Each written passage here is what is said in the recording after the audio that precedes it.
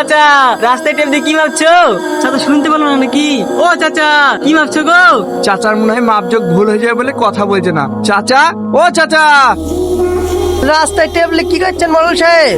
এই তো ভাই, এই রাস্তায় কাজ শুরু হবে তো, আমি গ্রামের মোড়ল, এইসব গুলো একটু খেয়াল রাখতে হবে, তাই মাপজোক করছি। ও ঠিক আছে মোড়ল সাহেব, আপনি মাপজোক করেন, মাঠ থেকে ঘুরে আসি। চাচা, আমি ডাকলো আমাকে উত্তর দিল না। ওর সাথে তো বেশ হেসে কথা বলছিলা। তো বলবো না, ওর ডাকের মধ্যে আর আমার ড্রেসের মধ্যে একটা মধুর মিল আছে।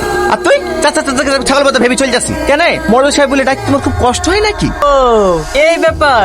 আচ্ছা, তুমি কি করে মল মানবো? তুমি একা একা রাস্তা মাপছো, তোমার পাশে দুটি বডিগার্ড থাকবে, তুমি ঘ্যামলি দাঁড়িয়ে থাকবা, তাহলে তো তোমাকে মডেল মানাবে। মডেল সাহেব মুখলেশ কিন্তু কথাটা ঠিকই বলেছে। আপনি দুটো বডিগার্ড রাখুন, গ্রামের সবাই আপনাকে মডেল বলে মানবে। মানবে তো? হ্যাঁ হ্যাঁ, অবশ্যই মানবে।